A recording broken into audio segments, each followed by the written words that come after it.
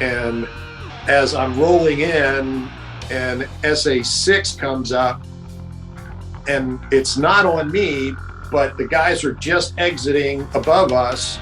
And I realized that that missile had just come off the rail, and I saw it. And I yelled on the radio, grown men crying on the radio. I yelled on the radio for, crud 4 to break right. All right, break right, stroke 3, break right. Sam right 2. Because I knew that's who it was heading, and he breaks right, and the missile speared him, and his airplane literally vaporizes.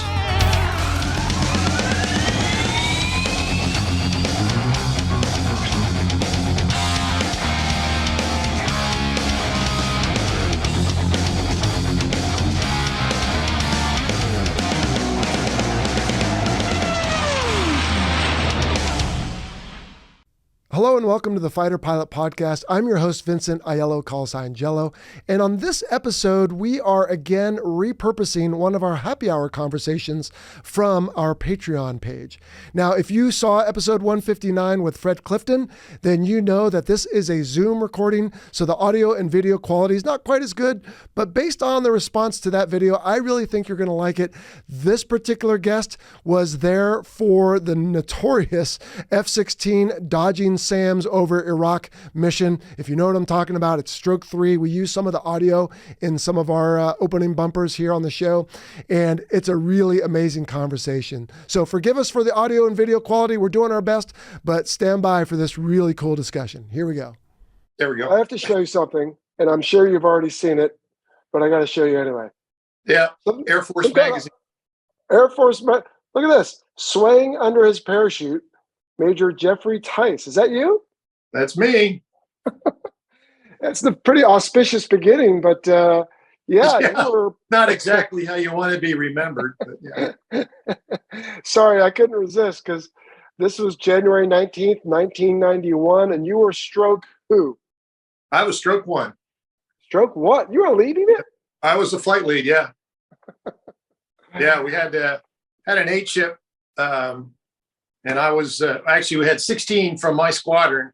I was leading one package of 8. The other package of 8 was going to a different target, but all of us blasted off at the same time. So yeah, it was third day. Yeah, 19 Jan 91, third day of the war. Okay. Well, we can talk about various things, but for me, I have seen that video so many times, and I don't know if your voice is in it or not. Oh yeah. Stroke 3 and 4 definitely have a lot of show in that, and well, we used it in Top Gun for, showing just never giving up and getting your speed back when you can, blah, blah, blah. But the guy whose HUD video that is, who is that, if you're willing to say? That's E.T., that's Emmett Tullier. He was captain at the time. He was my number 3 man. We started out as an 8-ship, but I had to kick 4 guys out because once we refueled prior to the strike, as we crossed into bad guy territory, one of my wingmen lost wingman. It was a cloudy, messy day. It was weird. I'll explain that in a little while. But I had to kick him back home along with somebody else to take him back because we were in bad guy territory. And then a little further up, we had a mechanical issue where I had to kick 2 more guys out because we were in bad guy territory. So we ended up, instead of 8, having 4. And it was just a matter of reassigned target dimpies, and away we went from there. So it was 1, 3, 5, and 6, I think, is all we had, something like that. So a bunch of wingmen went away, and a bunch of flight leads ended up going in, and so it worked out okay. we this reminds me, when I was at Top Gun, the Tomcat was in a lull in its career. It was having a hard time. So the joke was always that you would brief 4, walk 3, or step on 3, start 2, taxi 1, and it would come back with an emergency, so yeah. You guys weren't quite as bad, but the F-16 was really extremely reliable. We had no issues really overall, and our maintenance guys there were above and beyond. I mean, it was just absolutely incredible. This was essentially a couple minor buffoonery issues, but they were all worked out later, All right. So you said you started with something like 16, but 4 end up a 4-ship go over the target? Yeah, over my target. The other 8 from my squadron managed to go there. There were 3. The whole package Q was, as you read, it was 74 airplanes plus other stuff. And the target array was stretched out from the northwestern side of Baghdad down to the southeastern side of Baghdad. And my squadron mates and their 8 ship were bombing an airfield up on the northeast side. Our target was the oil refinery in the center of Baghdad on the big bend in the river there. If you know what it looks like, there's a thumb sticks up there. Yeah. The river's still right there. And the third group were bombing a weapons storage area in the southeast corner of Baghdad. And that was another squadron, and they had brought 32 airplanes for that. So 8, 8, and 32, a big honking package. I mean, it was obviously huge. Plus, we had Eagles and pre-strike sweep, and we had all of the RF4 or the F4s doing their thing, the wild weasels, and partridge in a pear tree. Everybody was. Well, it's actually a very good article, Tico, I would say. I mean, as far as it talks about. Yeah, go ahead. Sorry. I mean, it talks about the strike package. It talks about, I guess, did you have some fallouts with either the wild weasel guys or some of the EF support? There was, obviously after the fact, and it took me a few extra weeks to get the debrief, but after the fact, there was some fallout. But in reality, it actually had very little bearing at all on the package. I mean, when you get right down to it, it was the ROE at the time was you couldn't drop if you couldn't see. Visual see the target for us, because we were dropping Mark 84s, no LGBs. This was all smart pilots, dumb bombs. And so ROE was you had to see it. The guys up in the Northeast, they had to abort because if you remember the first week of the war, it was just a cloud deck from 12,000 down to almost the surface. And so you couldn't see it. Well, we had the proverbial sucker hole. My A ship, now 4, had the proverbial sucker hole. And the guys on the southeast side, they were just basically going through a bunch of cloud deck too. And they finally saw something. So they laid waste to that weapon storage area. And the guys up in the Northeast were literally going to their secondary target and conning above our big sucker hole. So the whole world lit up as we were rolling in, as you know how things go. Now, none of this was bad until it was. Yeah. Well, let's pause there and say hello, because you and I are just meeting for the first time, at least visually, here through the miracle of Zoom, and NAC connected us. I appreciate that, and I forget where you even are, but you got your standard memorabilia behind you there. Yeah, I'm currently in my I Love Me room. I live in Tucson, Arizona. Tucson. Okay. Yeah, so Tucson, not by the sea. That's what I call it. Yeah. Well, I was in Phoenix yesterday trying to get out of there all day, and finally did. Right. We get on the airplane and push back, and a big thunderstorm shut down the airport. So that was awesome. But finally got home last night. But all right, cool. Is that because you ended up? I don't miss that at all. Let me tell you. You guys don't get that just 100 miles down the road? Oh, no, we do get that. I meant the airline thing. Oh, did you do that? Oh yeah, I spent 13 years with American. Okay. And that's who gave me a ride home. Thanks very much. Yeah. Well, good for you. Yeah. But yeah, it was a mess. I was supposed to fly to LA on a deadhead in order to fly to Maui, and the deadhead airplane broke, and it took so long. They just said, all right, you can just go home. So I'm supposed to be in Maui right now, but at any rate, I'm not too hard about it. I thought your email said you were going to be in Maui, and then I was looking at your background. I go, that doesn't look like any layover hotel I remember. Yeah, that's right. Wait, what? You didn't carry all your memorabilia and put it up everywhere you went? I had enough. I probably could have carried it and left it in most of the hotel rooms, just like you. Yeah. All right. Are you retired now? You don't look old enough to be retired. Yeah, I'm fully retired. I've been retired for, well, this will be, I retired from American Airlines in 2012. So this will be 10 years retired now. Wow. All right. Yeah. I went a few years early. Okay.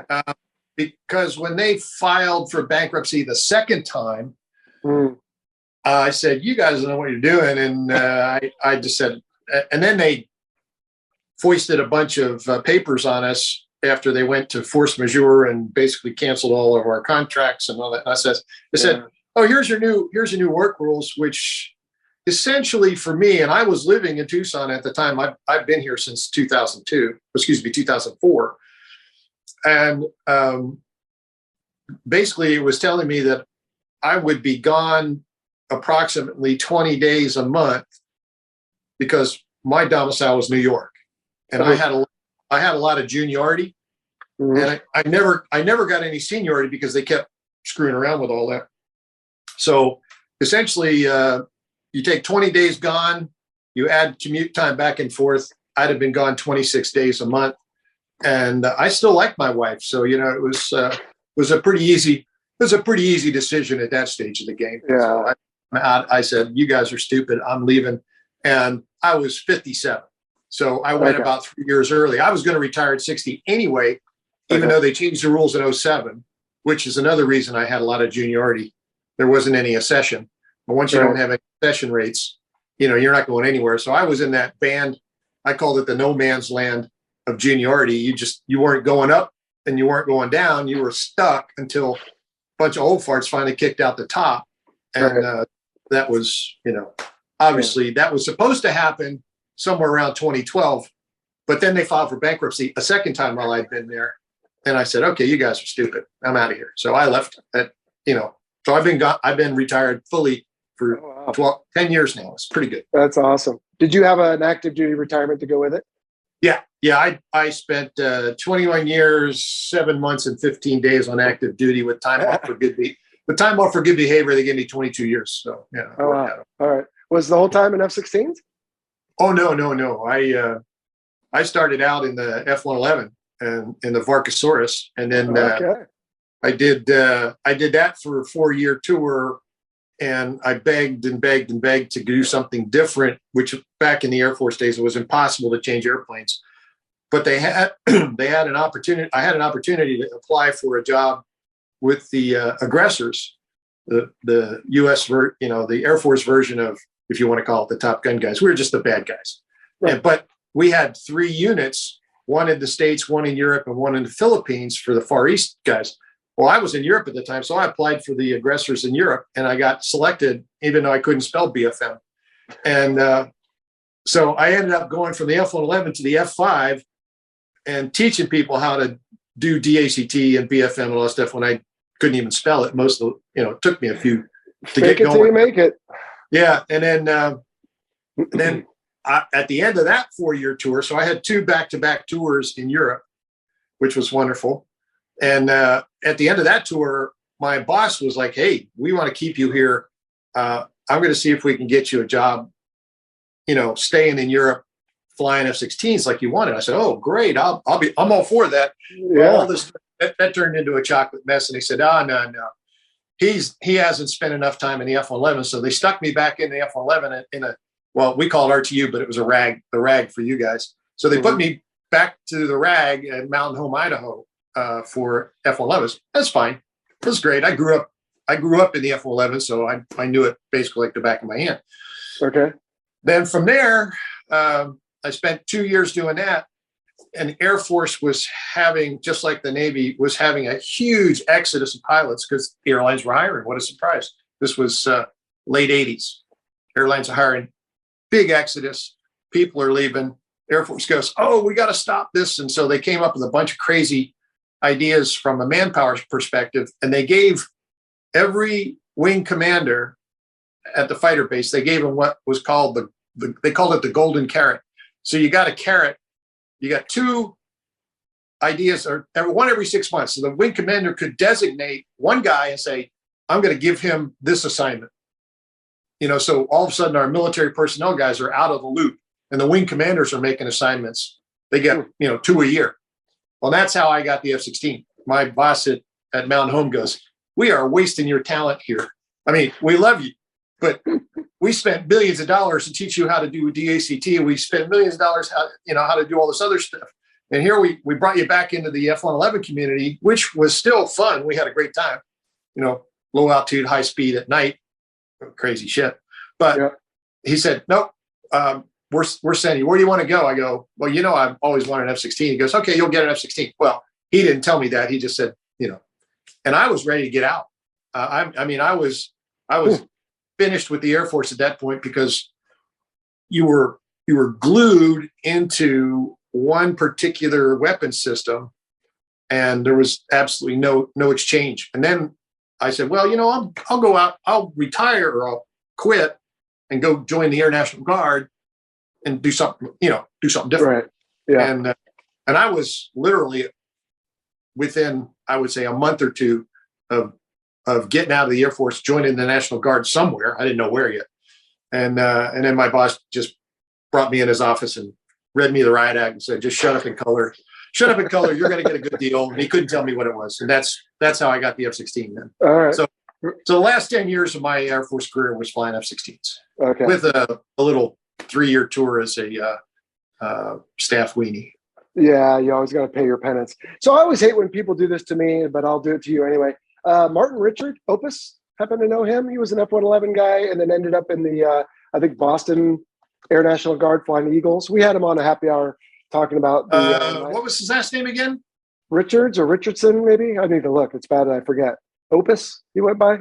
Anyway, he was an F-111 guy and went to Eagles, and he was airborne on 9/11. So that was, I think, around your time frame. And then how about T-Day, Mike Terrell Day? Did you overlap with him anywhere? He was our F-16 guest. So we've had F-16 episode. We've had F-111 episode. We've had pretty much everything you've flown, F-5. Yeah, I don't recognize either one of those guys. And it's pretty unusual because the F-111 is a pretty small community. I don't think T-Day flew the F-111. He was an F-16 guy, 4,000 hours. Okay. So D-Day, you said.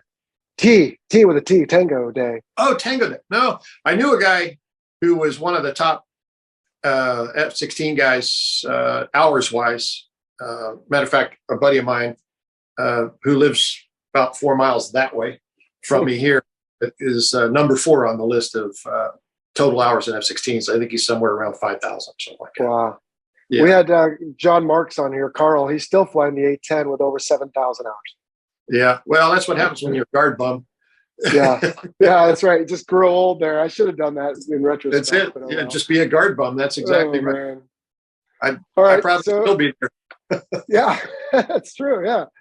Well, by now it's too late for me. But okay, yeah. So getting back to your story. So what? Let's see. So how long had you been in the F-16 by January 19th of 91? 2 years. Oh wow. Okay, but you were experienced in everything else at that point. Yeah. I mean, I got out of the F-11 community in '89, and I went to RTU for the F-16 right then. And that was in, would have been late summer, early fall of '89. And then as soon as I finished RTU, I went right over to back to Torrejon, Spain. I went back to Spain, back to Europe, I should say. And I spent a year at Torrejon before we deployed to go to the war. Okay. So I had the better part. It wasn't quite 2 years, 18 months of F-16 time, but I had enough time in the fighters that I knew pretty much what I was doing. Yeah, I hope so.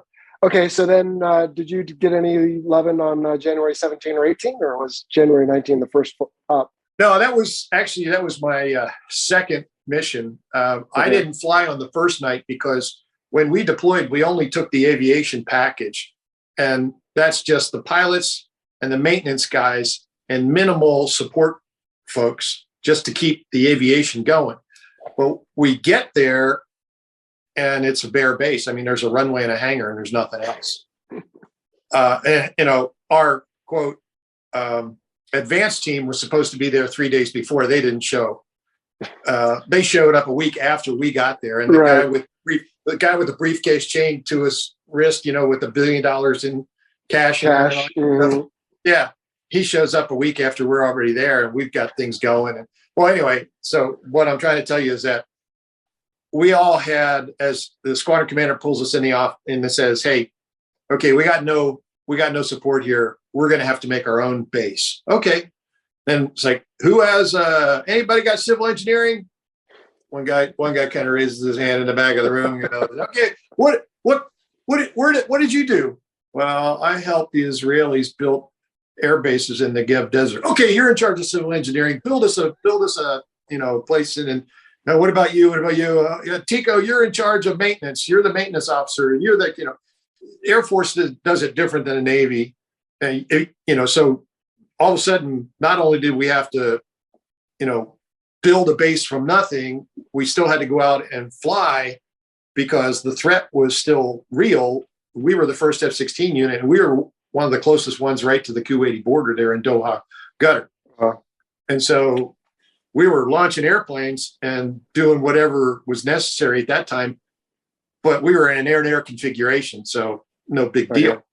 Maintenance guys were doing it. So we're building an air base at the same time we're trying to support whatever is necessary as the buildup began, and it gets bigger and bigger and bigger. We had one of the nicest tent cities you've ever seen, because we knew exactly how to make this right. Anyway, so it was kind of a big deal. So on the first night of the war, I had been awake for 36 hours. I literally touched every single airplane and touched every bomb with all my maintenance guys. I had 800 guys working for me there, and they were so fired up. It was all I could do to keep them from going, hanging on a wing to go with us, And so I did not fly on the first night, and then I flew on the 18th, and then again on the 19th, and I was in the afternoon push.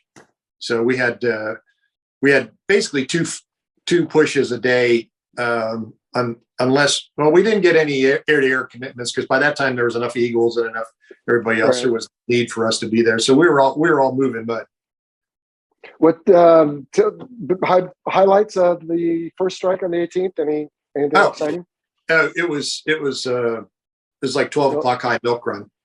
There was again the ROE. The weather was crappy. We knew where we were going, but they said, hey, if you can't see it, you can't drop. Well, then they changed the rules right about the time we were getting ready to step to the jets. They said, hey, since it's not in downtown, you're okay because you're just bombing an airfield. So we basically did a 12 o'clock high radar lay down, beep, and everything falls off. And you go, gee, I wonder what that was going to look like for, you didn't get any BDA from that. So it was very mundane, not even we're in the mid 20s, so there wasn't even any AAA coming up to our altitude. It wasn't anything to get excited about at all. I think we had one missile launch, and I think it wasn't anywhere near us. I mean, when I say anywhere near us, I mean, oh yeah, what was that? Smoke trail way out in the distance. Hey, what was that? I didn't hear anybody call Magnum, so that's not a harm. I don't know what that was. Oh well. You see where we were. It was absolutely nothing. We all come back and land and come back, and everybody's, we do the debrief lasted longer than it took me, or shorter than it took me to tell you that story, because it's like, here we are. Everybody's good. Yep. No problems. Questions, comments. Good. Okay. Go to bed. Got to get up and do this again tomorrow. Yeah, that's right. Did you find that to be, dare I say, somewhat unsatisfying? Not that we take glee in war. No, as you've done it before, we've all moved enough mud to know that there's something very satisfying about moving mud because you get instant feedback. Right. When you're dropping ordnance, there's instant feedback of how you did. And in those situations, you go, guess we're just gonna have to wait for a satellite to come by and take a picture and see how we did, or wait for the next target array to come out and say, oh shit, we got to go back and do it again. I mean, that's the reality of it. That is, in that sense, it is unsatisfying. But in the real sense of, hey, I had 8 guys when I took off. I had 8 guys when I got back. All the airplanes didn't have any holes in it. It was extremely satisfying to have a first combat mission with brand new lieutenants on my wing. It was very satisfying to have the first combat mission for those guys and for me come back successful in the respect that everybody came home, no holes in no airplane, and that kind of stuff. So, I mean, there's always a good and a bad side to everything. Sure.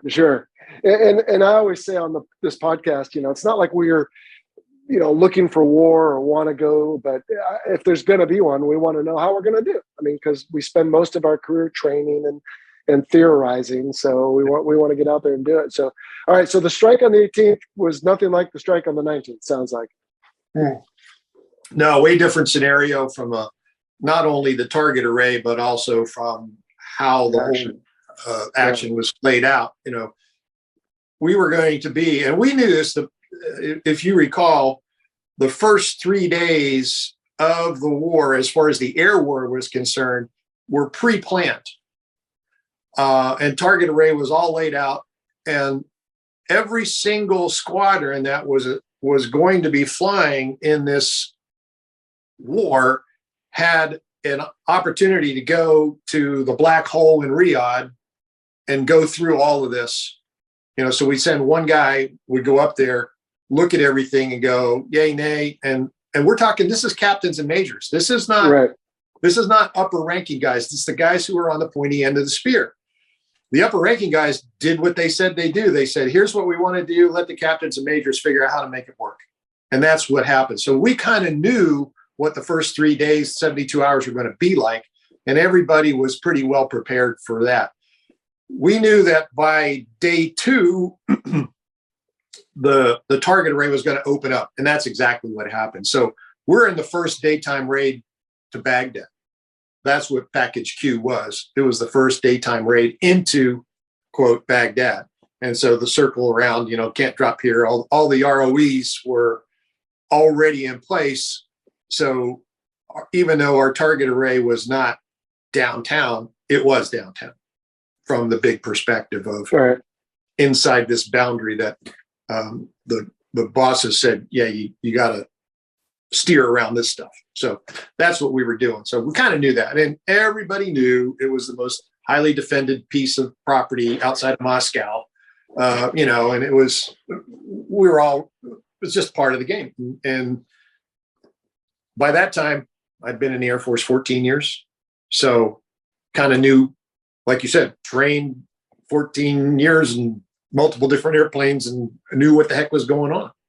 So it wasn't a big surprise as far as what we were doing. As a matter of fact, a lot of guys were pretty excited about it. I had a couple people who were a little bit upset by the fact that, you look at the measle chart, we call it, where all the SAMs were located, in and around our target area. And you go, ooh, this is going to be exciting.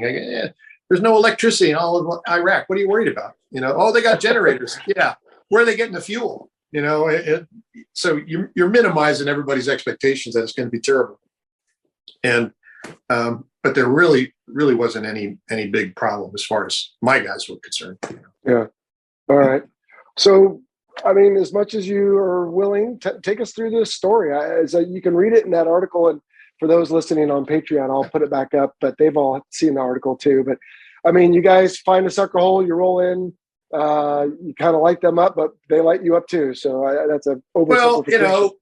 It was the whole objective of the package was we were doing a feint towards the northwest as though we were scud hunting, because that was the big deal at that time. The Scuds were launching to friendly areas, and we wanted to prevent that. So we had this huge package headed towards the western area, the border with Jordan and everything. And then at the pre-planned moment, everybody does student body right. And the objective, again, was because of the target arrays, we were all going to be over target simultaneously and then flow to the south, and life was going to be good. As I mentioned earlier, the guys in the far northwest, when they turned in, their target was obscured and they were unable to drop. So they just continued at the medium altitude towards their secondary target, which just happened to flow right over top of my target, which was wide open. And as we turned in, and I tell people it was a Stevie Wonder target. You could find it from anywhere. And it was too easy, big river, oil refinery, smokestacks. Geez, how could you miss it?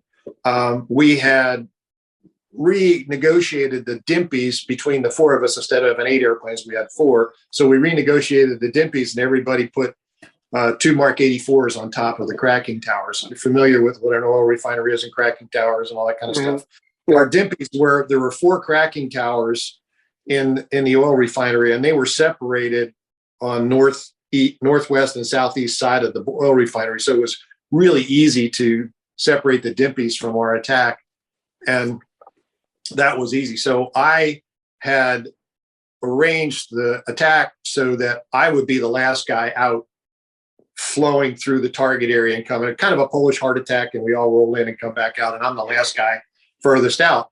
Well, as my 8-ship buddies came overhead, the world lights up and all of the AAA starts. But it was 37 millimeter, and it didn't go up as, it was blowing up somewhere around 15 to 18,000, which was almost 10,000 feet below us. So it wasn't any big deal. They didn't have any bigger stuff right there in that area, so we weren't too worried about it. But it was perfectly symmetrical in the fact that looked like almost every street corner had something on it, because you know how it was like a checkerboard of, it was like the same pattern as the roads in the town. It was just set up so you could have gotten out and walked on it from one to the other to the other to the other, but it was all well below us, and that was no big deal.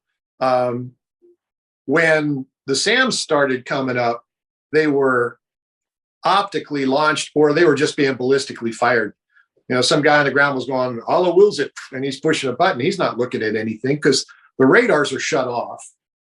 The Spark Varks and the Wild Weasels had made sure of that. And of course, like I said, we had turned off all the electricity in the country before that. So there wasn't, and they're only running generators for a little time, and they're worried because they're generating an IR signature. You know how all this tactical stuff runs together. And so everybody's just trying to hunker down. But my boss says I have to shoot. So he's just launching ballistic stuff.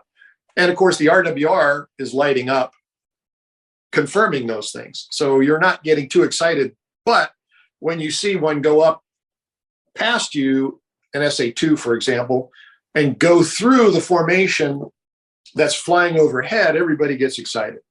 And, I kind of like to say that, there's every once in a while, there's grown men crying on the radio and they get pretty excited. And, but the first really accurate missile literally went between me and my wingman, which was ET at the time, stroke 3. So it was 1, 3, 5, and 6, or something like that. I can't remember precisely, but 1 and 3. So me and ET we started doing the funky chicken because the one lit us up and went literally right between the two of us, SA-2. And they go up to about 80, 90, and then they blow up because that's what they're designed to do. If it doesn't hit somewhere, they just blow up somewhere in the stratosphere. And so that one blows up, and we kind of get back together, and now it's time for the target attack. And as I'm rolling in, and SA-6 comes up, and it's not on me, but the guys are just exiting above us. And I realized that missile had just come off the rail, and I saw it. And I yelled on the radio, grown men crying on the radio. I yelled on the radio for, crud 4 to break right, break right. All right, break right, stroke 3, break right. Sam right 2. Stroke 3, break right, Sam left. Because I knew that's who it was heading, and he breaks right. And the missile speared him, and his airplane literally vaporizes. So we lost one already, and I don't have time to mess with it because my target's right over here. I got to finish this attack. And that was Mike Roberts. So MR gets hit. We don't know what happened because remember, the airplane was hit at 20-something thousand, and you're not going to get a parachute until 14. Stroke 4 status. Stroke 4 status. Stroke 3. We're not looking down there. You're looking up at this big cloud and there's vapor, and you're okay, he's no longer with us. We got other things to do. Finish our target attack, and missiles are flying on a regular, frequent basis by now. That group, the 8-ship now, is further out of they're outside of that sucker hole. And so they're actually getting clear. They're still having to do a few little bit of SAM maneuvering, but not too bad. But ET and I are truly tail end Charlie. We're the last two out of the target zone. And so as you saw in the video, ET's video, we were doing the funky chicken for several minutes. That video has been used. You use it a lot, but I've seen it multiple times. Well, I mean, when I was on the staff, I used that video to demonstrate to people who don't understand what piece of essence I said, this is what P sub S means. Oh, look at his airspeed, look at his altitude. And I said, I'm going to count 1001, 1002, 1000. Look what his airspeed is now, and look what his altitude is now. That's what P sub S will do for you. Anyway, so that video shows when I got back in my Intel debrief, it was the Intel guys said they went back and did all their spooky stuff to figure out what was going on. And they said between 9 and 12 missiles were shot at ET and me in about less than 2 minute period.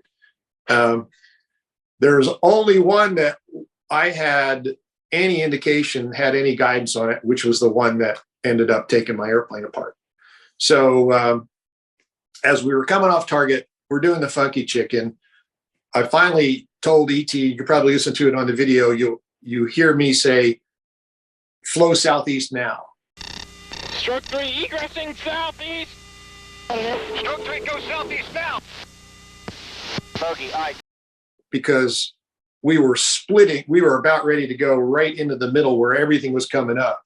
And so we split that area, and I ended up on the western side of it, and ET ended up on the eastern side of it. And we were separate and doing the funky chicken to stay away from each other.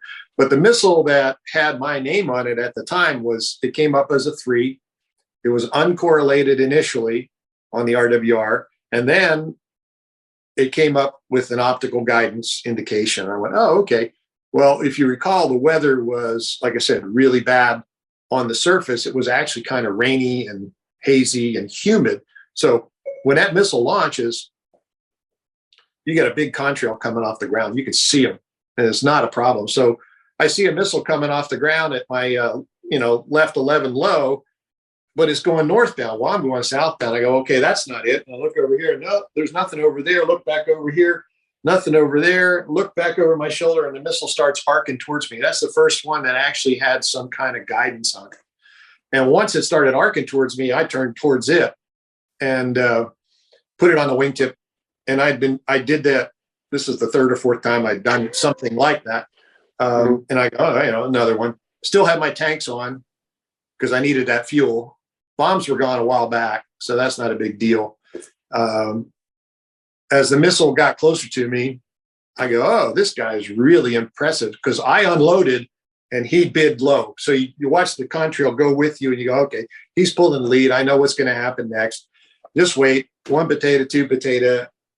And like the book says, when you just can't stand it anymore, I started to roll around the missile.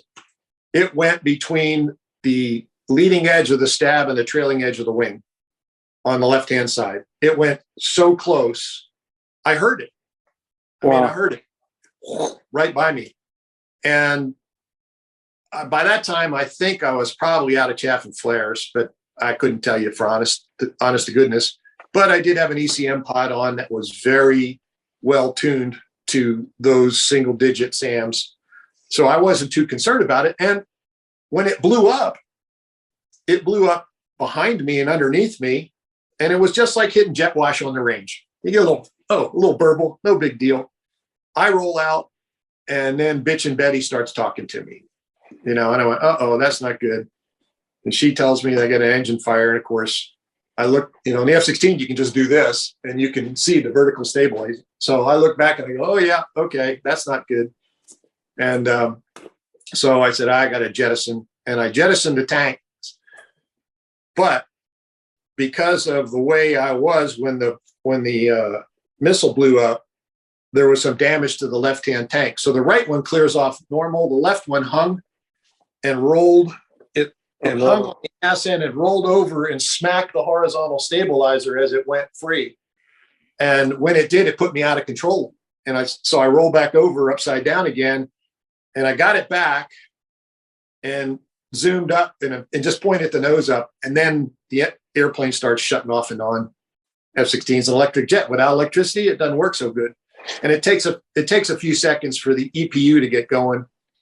And now all of this is all part of temporal distortion. So a second is a minute is an hour is a day. So now the temporal distortion has taken effect, and the time is expanded to fill the available void, and your brain is functioning at its normal speeds, which we don't ever use. So now I'm doing things and the world is not happening fast anymore. Everything is slowed down in my world. Now, everything's still going at 300 knots, but in my world, it's not. So I can replay everything I did, which was mostly mechanical when you think about it on the throttle. But I stand the throttle up, I still got thrust. Okay, I know where I'm going. I have no altimeter. All that stuff is going. And because the EPU is just spinning back up, the electrical bus cycling is happening. So things are shutting down. They're coming back on, shutting down, coming back on. You would never notice that on a normal emergency mission. If you had an emergency in the F-16 like that, where the engine shut down, the EPU would fire, you would never notice it. But in my scenario, I could tell that things were, the breakers were not resetting. It was just taking time. So it was like the airplane was shutting down, starting up, shutting down, starting up. But no big deal. I zoomed up, keyed the microphone, told him I was hit. And I told him I lost the engine. Well, actually, I did not lose the engine. It had minimum thrust, but it was still producing thrust. But when I keyed the mic and told the flight lead, who was already headed back, I said, stroke one's hit, I lost the engine. And he yells, punch out. And I go, not yet.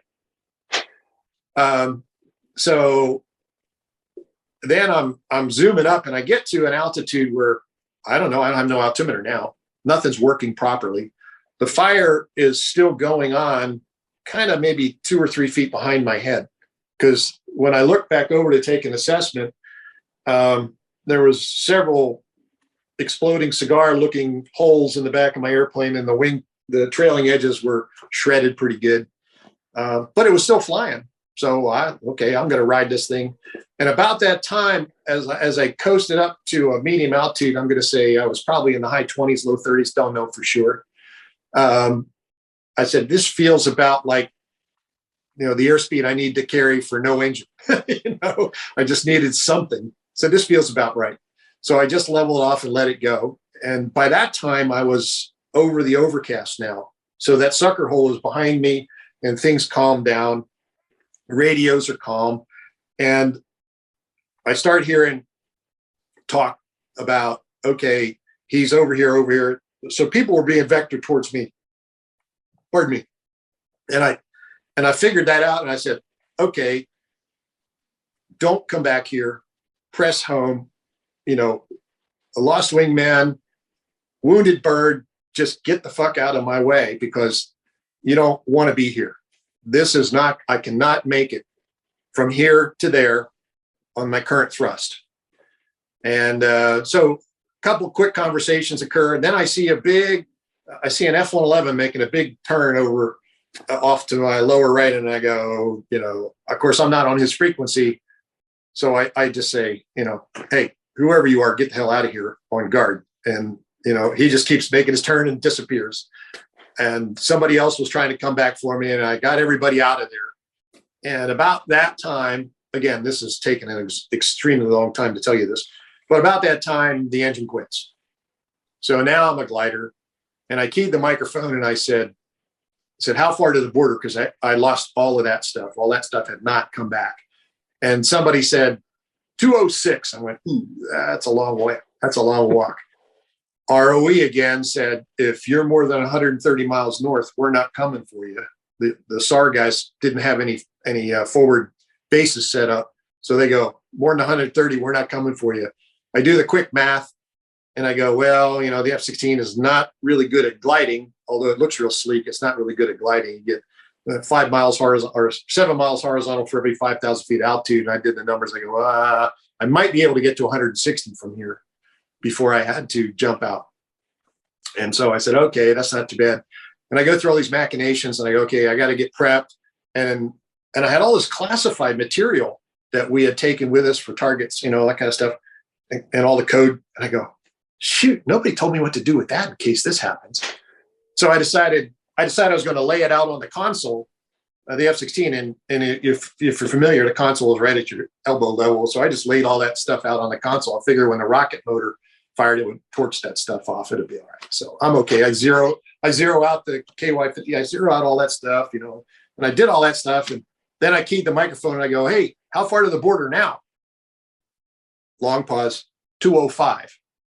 Okay, from 206 to 205, I did all that stuff, and you're doing 300. So again, the temporal distortion has really gotten there at that point. So I'm a glider, and I made a decision that if I get in my glide, if I get to the top of the clouds, and I knew the cloud tops were somewhere between 12 and 14,000, said if I get to the top of the clouds, I'm going to bail there because I want to be able to see, exiting the airplane. I don't want to be in the middle of a cloud. I don't want to know, 3 feet above the ground, I'm jumping out. I don't know where the ground is.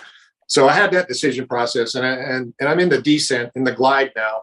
And then the airplane decides that's all I got.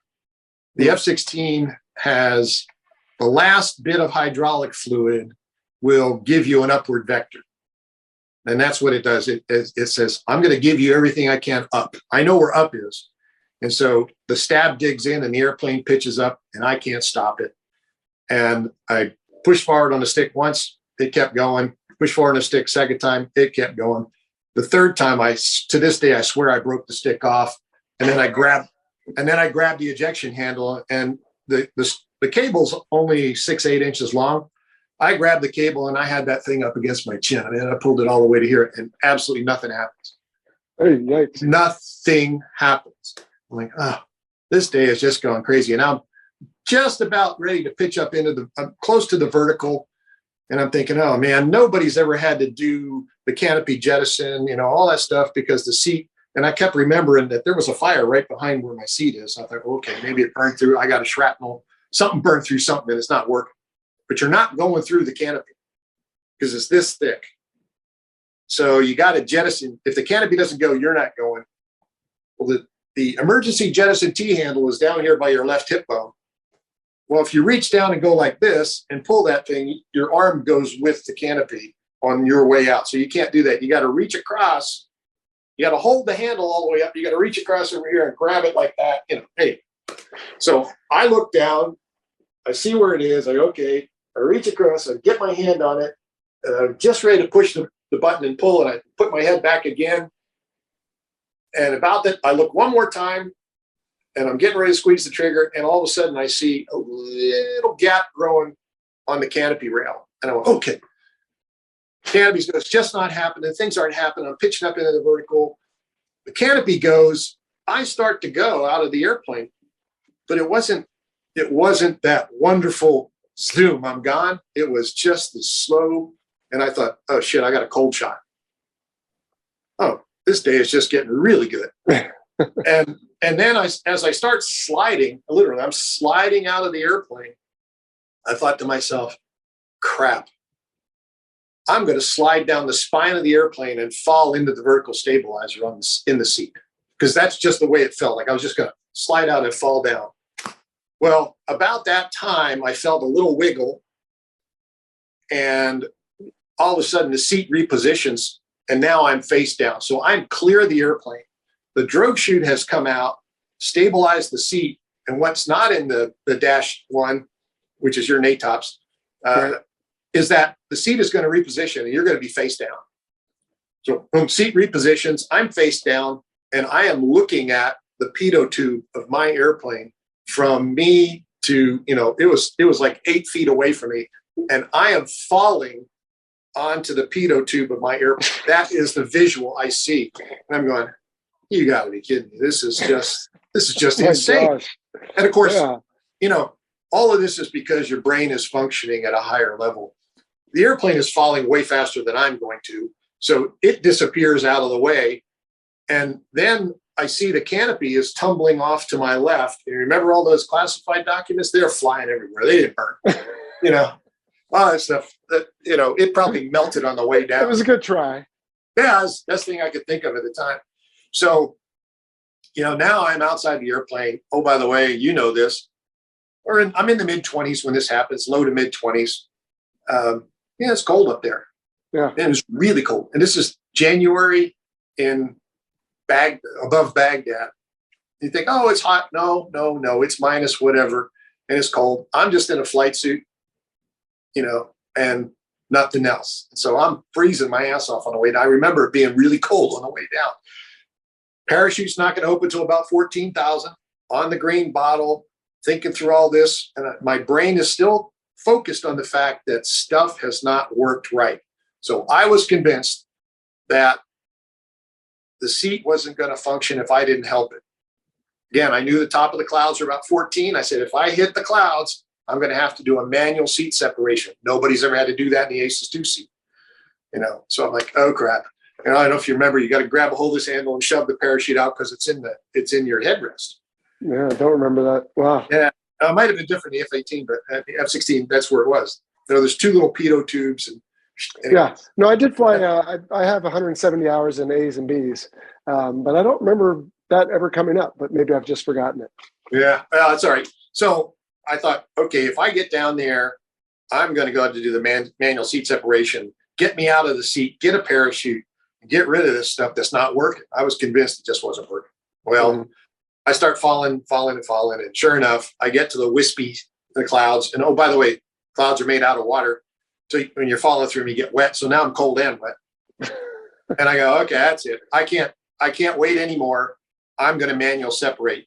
I reach down, grab that handle. I got my hand on, I'm reaching up to put the pitot tube in there and just shove it. And I get to that point, and all of a sudden I get slammed out of the seat, bam, out. I get slammed out of the seat. I got a parachute just about that fast. And I'm like, oh, I guess maybe this stuff is working. I was convinced. So now I'm falling through the clouds. Again, a couple things that aren't in the -1 or the NATOPS is that how you don't fall real fast. It's about 1 minute per 1,000. So I got 15 minutes of hanging in the straps in the clouds. I didn't know where the bases were because I wasn't sure where I was. Turns out I was somewhere between 160, 170 miles north of Kuwaiti border. So about 30 or 40 miles from where I got hit. So pretty good far south, I thought. I was pretty happy about that. And I go, oh, that's no man's. There's nothing there. I mean, we're out in the desert now. Sun's going down. I'm pretty happy about this. I go, well, shoot, people know where I'm at. I'm not hurt. The sun's going down. I'm in the middle of nowhere. This is going to be a good spot. So grab the radio, said the magic words, and didn't hear anything. Well, you got a Korean era POS here for your radio. And I'm wearing a helmet and try to jam that thing up in there. You can't hear stuff. You go, okay. Well, evidently they did hear me. And, the rules were if we didn't hear from you, we're not coming for you. And they weren't coming for me anyway, too far north. That's the way I thought.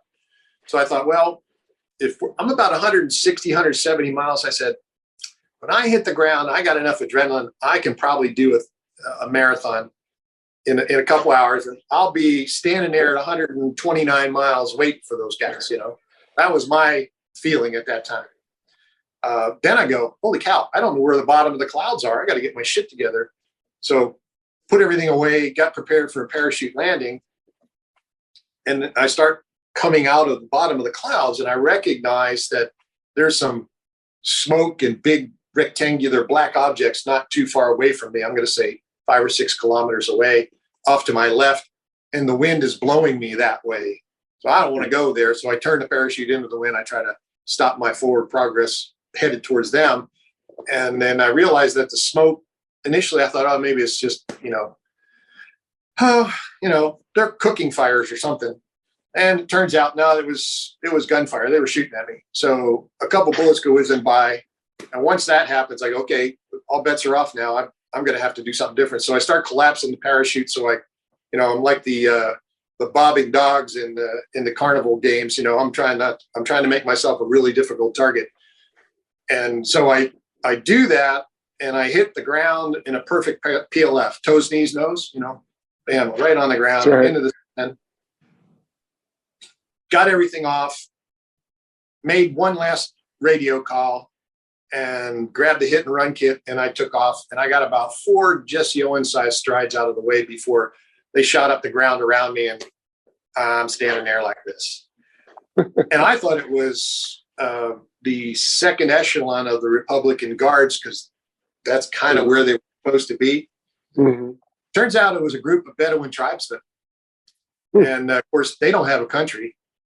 They had no teeth and no shoes, but brand new AK-47. So I kind of figured they weren't on our side. made a big circle around me, and they're shooting in the air like everybody likes to do in that part of the world when they are celebrating. And their leader of that little group, there's probably 10 guys, the leader of that little group gives his weapon to the guy next to him, and he walks up to me and he's yelling and screaming, and I'm just standing there. I'm not doing anything. And he's yelling and screaming, and he hauls off and kicks me in the groin. Remember, he's got no shoes on. I still have my parachute harness on, all those buckles and everything. I didn't feel it. I had so much adrenaline in my system, didn't even hurt. I think I put a gash. It put a gash across the top of his foot, and he was not happy. And he doesn't want to walk back limping, so he's trying to be a real big guy after I, his foot got smacked on the buckles, and then he goes back, grabs his AK, and then runs up and literally jams it up my nose. And I got the idea that he wasn't happy about that. So then he sees that I still have my sidearm, and now he really gets excited, and he steps back and jacks one in the chamber, and I go, oh, okay, and I did the left hand grab and toss, and I broke the discus record for that, when I tossed that weapon. And now he gets real excited, and I realize he wants me to go down on one knee or down on the knee, and I was like, oh. So I kind of went down on a knee. The guy behind me butt strokes me, boom, and I am watching Tweety Birds and Stars, and they dogpile on me. And they dogpile me, tie me up, and start dragging me through the desert. Sun is now essentially down, and I got a pretty good sized nose, so I'm plowing a big old groove through the sand as they're pulling me along, and I was really impressed. These guys knew every sand dune. I mean, they knew precisely where they were going. It's now dark, can't see squat. We go around over. They got tired after about a kilometer, and then they untied my legs, and then they were, duck walking me, but at least I was walking and not being drugged through the sand. And we come around this one sand dune, and there's a little shack. I mean, it's the size of a closet, but there's it's made out of tin, and they all pile in there with me, and now they're going through all of, all my stuff, and they decide there's nothing there, and they're yelling stuff that I don't understand. And they get rid of all my gear except for my G suit, because they couldn't figure out how to unzip that, and I'm tied up, and I'm not going to help them. So then we leave there, and we end up walking to their camp, which was those big black tents I saw earlier in the day when I hit the ground. And they take me into the nomadic camp that they had there, and they put me in the tent with the chief. And the chief is sitting there on a threadbare rug, just like Lawrence of Arabia, leaning back over on a pillow, looking like he's somebody. And I spent the night playing games with those guys until the next morning. Somewhere in the middle of the night, after we had played games for a while, I heard the unmistakable sound of a C-130 going by, and he wasn't too far from me. So somebody was out looking for me, and your mind starts racing in these scenarios. And I thought, okay, they know I'm here, they know where I am. And in about 5 to 10 minutes, a couple of Delta operators are to come through that tent door, and I'm going home. And these guys, it'll be all over. And that didn't happen. So it was a nice thought, but it didn't work out like that. And the next thing I know, we're piling into a truck the next morning and head off to Baghdad. Wow. And then 6 more weeks.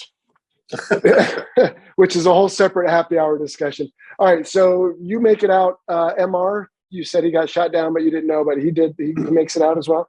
He does. I didn't know. I thought he was dead for about 10 days, and then we were being moved around quite a bit. And the second, I was in 5 different prisons in the Baghdad, in and around Baghdad.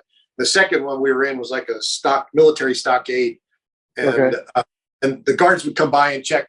They would ask you your name, and we took to shouting out our names. And then after about 10 days, I heard MR's voice, and I heard his name, so I knew he was alive. Okay. So, and we both got released approximately the same time.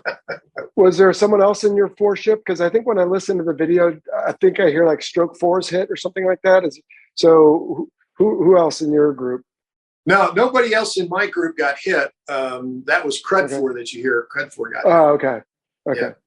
And then Yeah. was ET's, I think it says in that article, his expendables weren't coming out, and yet it proved the adage that maneuvering is more important than expendables. Yeah. They claim that he came back with chaff and everything stuck in the airplane, but it was pretty common that the chaff bundles in the F-16, they would jam. You know, I would say 30% of the time you'd think you were expending, but they weren't going out. You know, and you never, and well, we didn't have that many to begin with.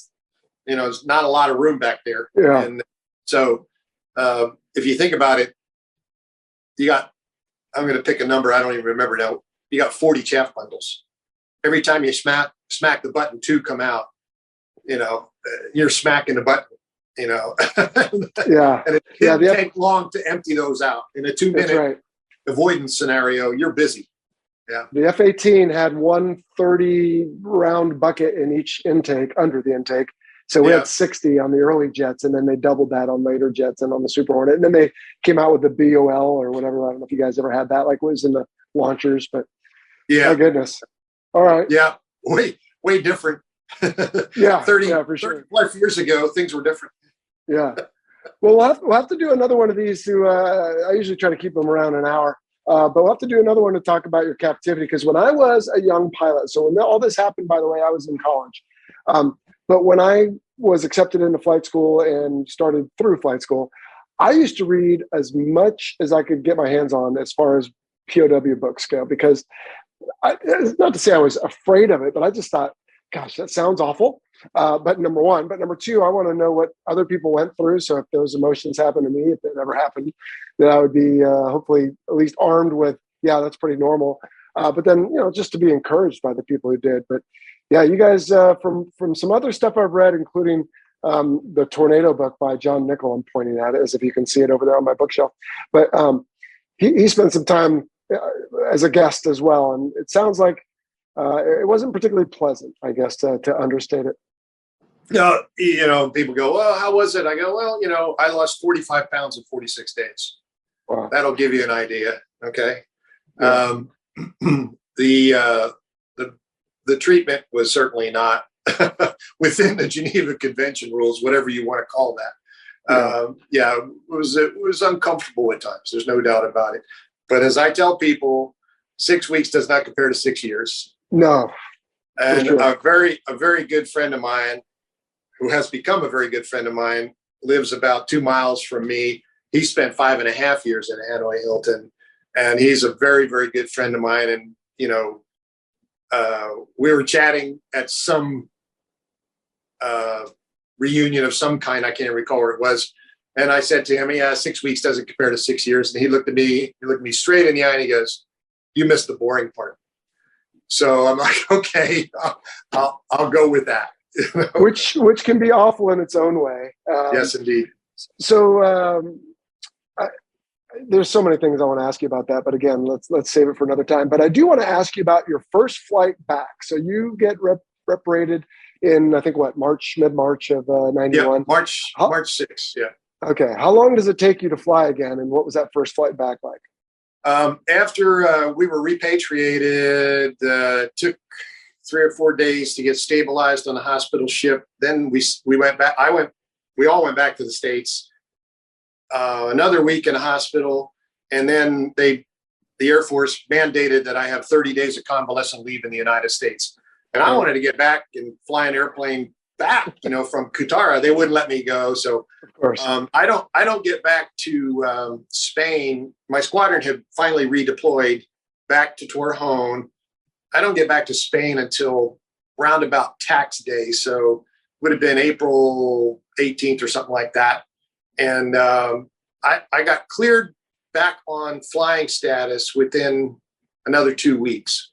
So my first flight was probably May of 91-ish. Okay.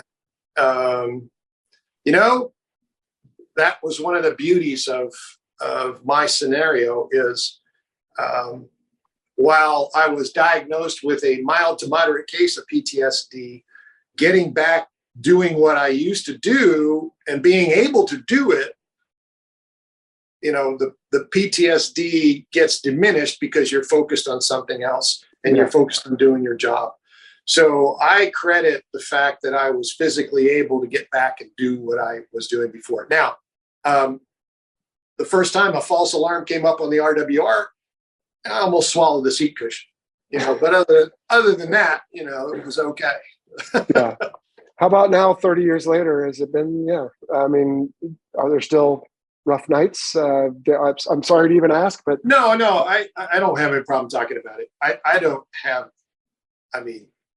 I can't tell you that I don't have issues, but nothing that wakes me up in the middle of the night, in a sweat or where I'm constantly worried about something. No, I don't have any of that. That's good.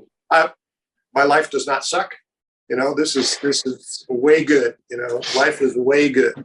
Double retirement. You're still married and hopefully having some fun on the side.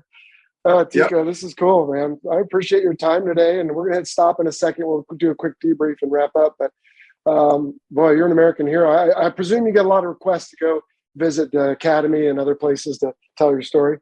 I have not had anything for quite some time, and usually it occurs on the anniversary stuff, the 25th to 30th. So the 35 is coming up. I expect that to happen. I am, and I say this to just about everyone who asks these questions, and I go, I'm not a professional POW. That's 6 weeks out of a rather long life. It was a speed bump. I'll be happy to tell you. I'll be happy to tell you things that you don't really want to hear. I said, it's not the topic of dinner conversation, but if you want me to tell the story, I'll tell you a story. I don't mind doing that to organizations that are related to the military. I gave up many years ago doing the civilian thing because it becomes a burden because they have no concept. Right. Yeah.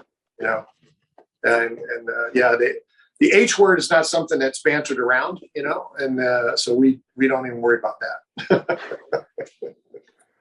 Awesome. Well, you're a hero to me, Tico. I want to thank you again for that. Wow, that's amazing. And let's keep in touch. Oh yeah, absolutely. No.